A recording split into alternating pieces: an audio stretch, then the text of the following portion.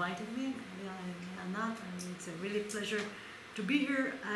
As Galia mentioned, I'm a historian. I never studied law, although my late father was a lawyer and my son just became one, so I'm kind of stuck in the middle. But commiserations.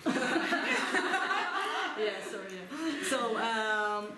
Yeah. So the books that Galia mentioned actually is my past research, and my newer project is legal history in French West Africa, a project about a legal scandal in the end of 19th century, so I'm going back in time.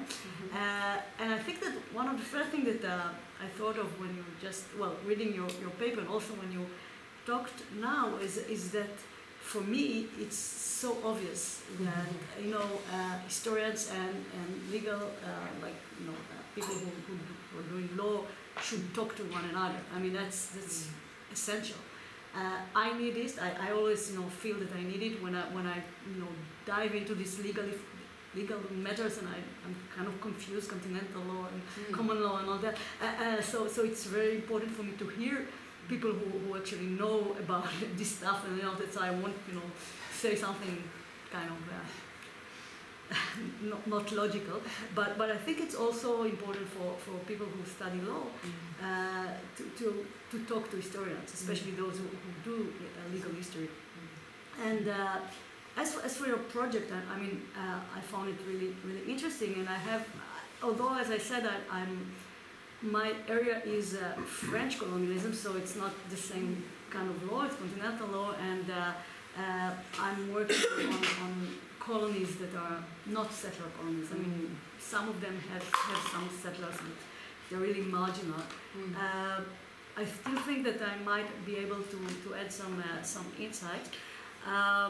So first of all, I think, colonialism was a legal project, and I only realized it when I started working on legal matters, that actually you cannot understand colonialism without understanding it as a legal project. And one of the first thing I wanted to ask is that the term that you mentioned, settler colonies.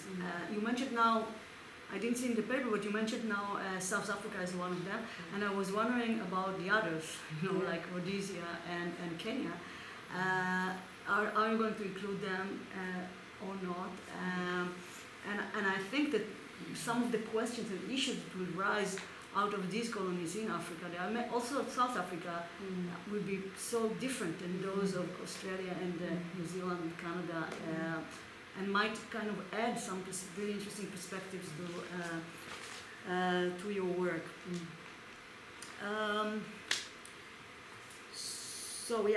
One of the things that I actually thought about when I read your paper is that the differences between common law and continental law, as far as I know, actually made, I think, things much more complicated for the French in some way, which I didn't think about it before, but now reading your paper, I thought about it, because first of all this question of codification that you mentioned.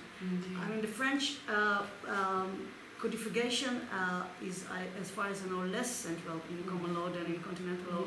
And when the French arrived to West Africa and established a parallel legal system, which was based on customary law, they felt that they had to codify this law, but it was impossible because it wasn't written anywhere. And the result of that was that they actually had to rely on middlemen.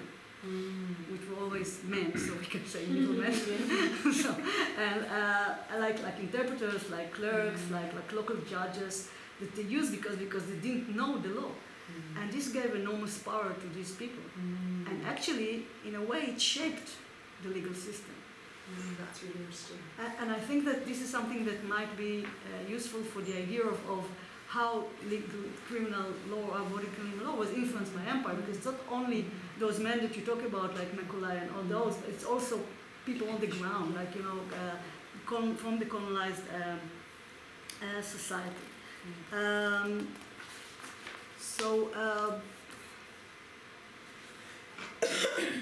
Yeah, okay, so and the second thing that I wanted to mention is that this term of liberal imperialism that I actually read Weiner's book, Empire on Trial, and he talks a lot about that. And this term doesn't exist in the French discourse, but the idea does exist.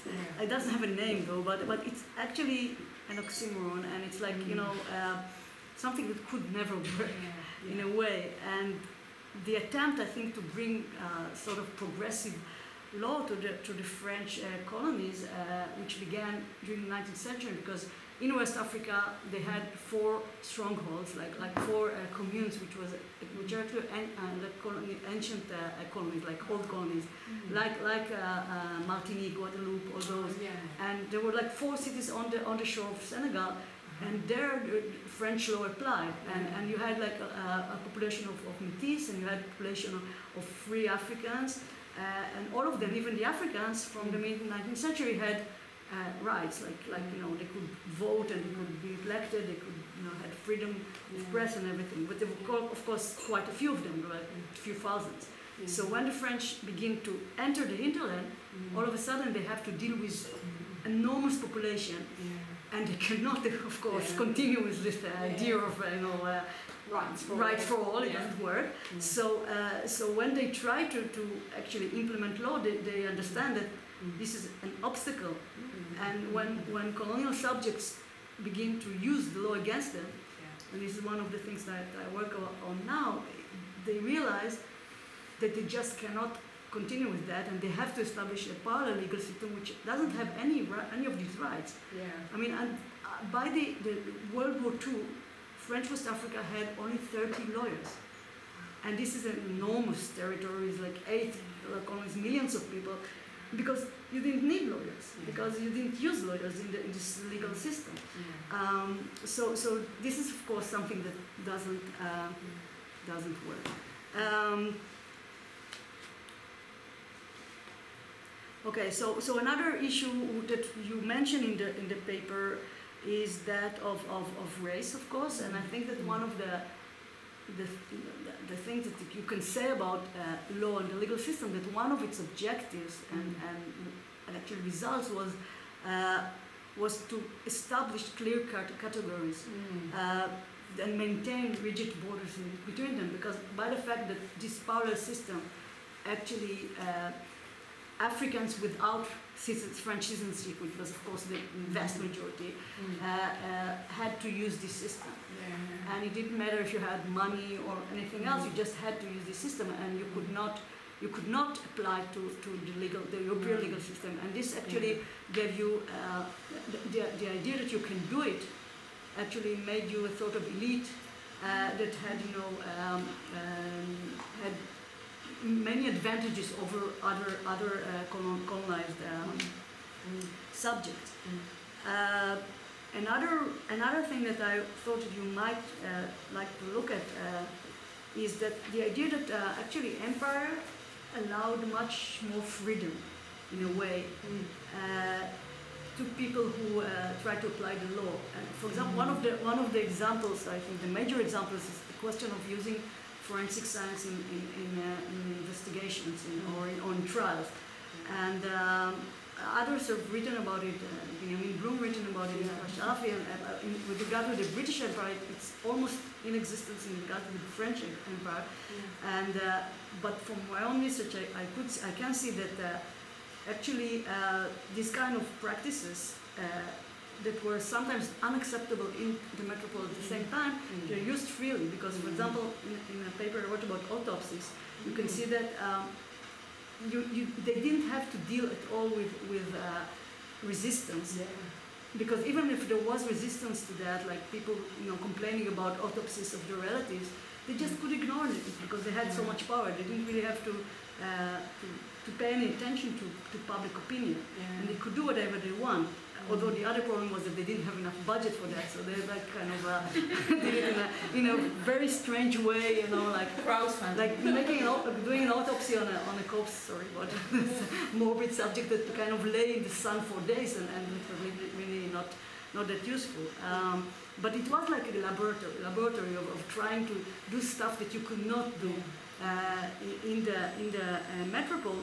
And one other aspect of this is that is this question of universality that you discuss. Yes. And I mean, for me, it is really obvious that all these ideas that we call universal are actually, I don't know, British or French or whatever, or Europeans or Western. And one of the best examples for that is that when you read, like, you know, legal documents of trials, you can see that some of the most basic notions or concepts are not universal. For example, if the concept of time. One of the cases that I saw, the person that was one of the witnesses is asked about when was it, or how many times a week was it, and it was like she didn't know how to answer that. So it's like something that we consider as so basic, which is really is not. And I think that the major example for this is I don't know, I have time? It's okay. It's okay. Is the question of witchcraft. And I know that in South Africa it's very important. The subject has been a lot written about witchcraft. And About what? Witchcraft. What actually? Okay. What's the colonizers called witchcraft? I mean, that's not exactly what it is, but that's No, what we term as witchcraft. But this is a fascinating subject because there you could see that how this so-called universal principles just don't work. And you know, you have, like, for example, someone who says that he killed someone as self-defense because he was bewitched, and you, of course, you cannot accept it, but still, this is what he believes. He actually feels that he acted as self-defense. So do you consider it as self-defense, even though you think this is not real, and also, I mean, you can see, I mean, lots of examples about how, for example, in the colonial times, they spoke about cannibalism as if it was real, and in fact, the term for witchcraft was eating one's soul. So this was something that the legal system, the French legal system, didn't know what to do about, and that's why they preferred to believe it was cannibalism, because cannibalism was real, supposedly real, and you could handle it. And what's interesting is that if you look at the legal systems in post-colonial African countries today, they have the same problem, because they inherited this legal system that does not understand the local culture and doesn't try to understand it. And there are a lot of misconceptions, and they inherited this legal system. And even though they're part of the society, they don't know what to do when there are cases of witchcraft. And normally, what they do is just assign these cases to another, to someone else, because they cannot handle it. So just I wanted the final thing that I wanted to say, that actually, I mean, law was the major justification for colonial rule and the major tool for preserving colonial power, but the encounter of law, of Western law with colonized societies demonstrated that it was actually impossible to implement by force legal systems, Western legal systems, in other cultured societies without turning it to something that was very different than the original metropolitan. And I wish you good luck. I mean, it's a great project. Thank you. Thank you so much.